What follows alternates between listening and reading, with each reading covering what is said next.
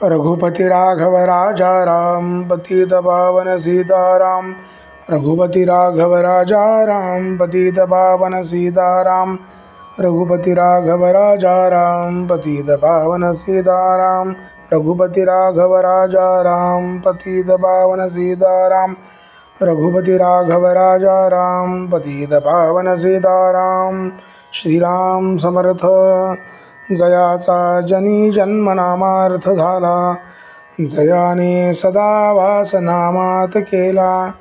जयाच्या मुखी सर्वदा नाम कीर्ती, नमस्कार त्या ब्रह्मचैतन्यमूर्ती। जय जय रघुवीर समर्थ सद्गुरु श्री ब्रह्मचैतन्य राम महाराज की जय।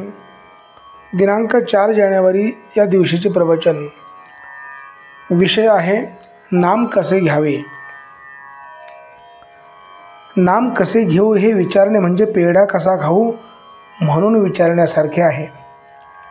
पेढा कोणत्याही बाजूने खाल्ला तरी गोडच लागतो, तसे नाम कसेही घेतले तरी ते आपले काम करतेच करते. पेढा ज्याने खाल्ला आहे तो पेढा कसा खाऊ म्हणून जसे विचारणार नाही, तसे नाम घेणारा मनुष्य नाम कसे घेऊ म्हणून विचारणार नाही. शेतात बी पेरतात तेव्हा त्याचे तोंड वरच्या बाजूला आहे की नाही हे पाहत नाहीत.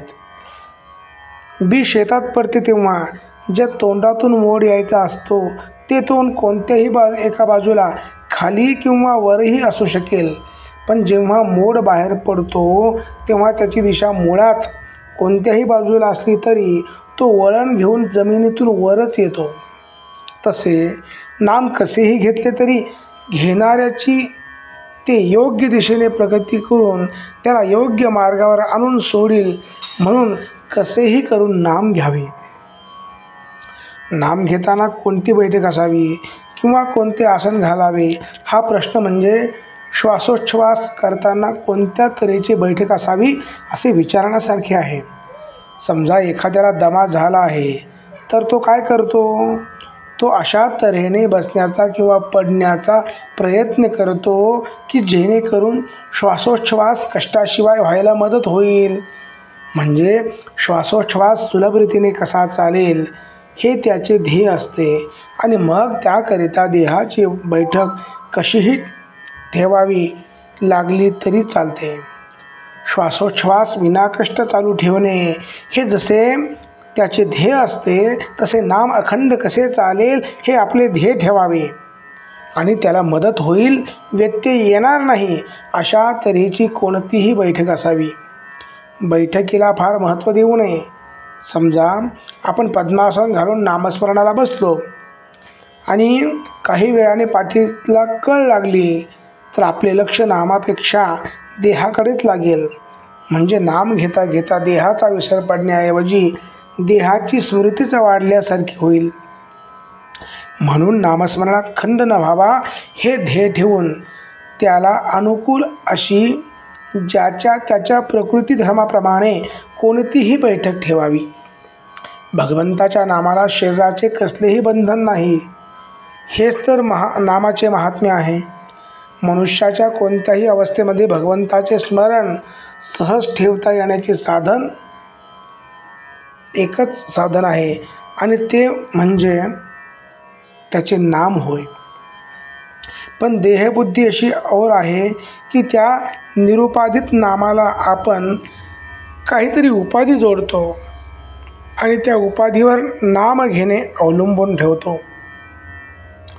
असे न करावे.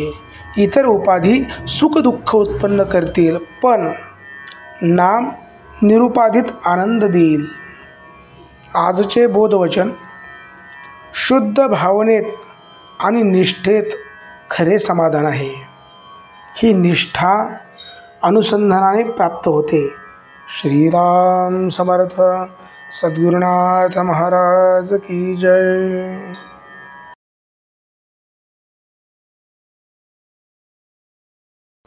आणि नेमाची संख्या पुरी झाली तरी होईल तेवढे आणखी नाम घेण्याची सवय ठेवावी. आजचे बोधवचन.